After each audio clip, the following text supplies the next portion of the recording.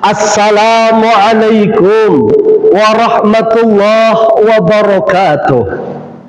Alhamdulillahi rabbil alamin, wabihi nasta'in wa ala umuri dunya waddin. Wassalatu wassalamu ala rasulillah wa ala alihi wa mawalah, amma ba'd. Dewan juri yang kami hormati dan yang kami takdimi, teman-teman sahabat dai yang dimuliakan oleh Allah Subhanahu wa taala. Hari ini kita hidup di tengah tantangan ekonomi yang tidak ringan. Harga kebutuhan pokok meningkat, lapangan pekerjaan semakin kompetitif, biaya pendidikan dan kesehatan terus bertambah, sementara tuntutan kehidupan semakin besar. Kondisi seperti ini dapat menjadi ujian keimanan seseorang. Tidak sedikit orang yang akhirnya tergoda untuk mencari keuntungan dengan cara yang dilarang syariat Islam. Di antaranya dengan menipu pelanggan, mengurangi timbangan, menerima suap, memanipulasi laporan keuangan, melakukan korupsi baik kecil-kecilan maupun skala besar, memasukkan data atau memanfaatkan jabatan demi keuntungan pribadi atau koleganya dan lain sebagainya. Padahal Islam mengajarkan bahwa kehalalan rezeki tidak hanya ditentukan oleh apa yang diperoleh, tetapi juga oleh bagaimana cara memperolehnya. Uang hasil penjual barang yang halal sekalipun dapat berubah menjadi tidak halal apabila diperoleh melalui penipuan.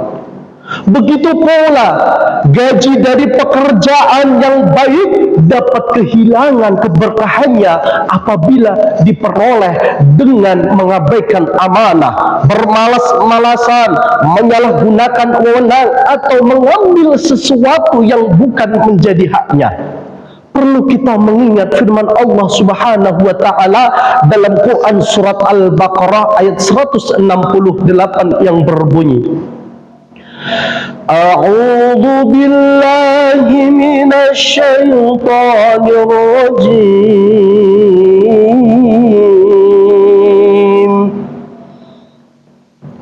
Bismillahirrahmanirrahim. Ya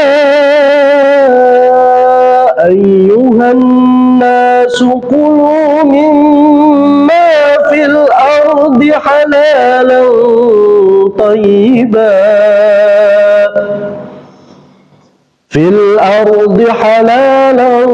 tayyiban wa la tattabi'u khutuwati syaitan innahu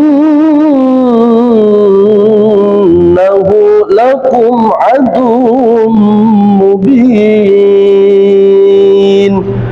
yang artinya, wahai manusia, makanlah dari apa yang ada di bumi yang halal lagi baik, dan janganlah kalian mengikuti langkah-langkah setan, sesungguhnya ia adalah musuh yang nyata bagimu.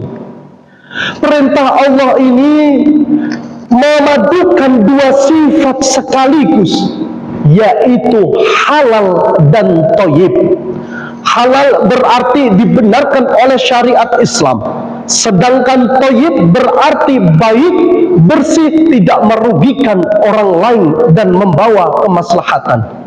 Keduanya ini tidak boleh dipisahkan dalam rezeki yang tidak diupayakan, melainkan harus ada cara secara beriringan.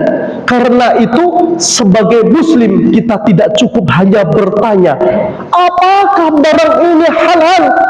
Tetapi juga harus bertanya, apakah cara yang memperoleh harta ini juga halal?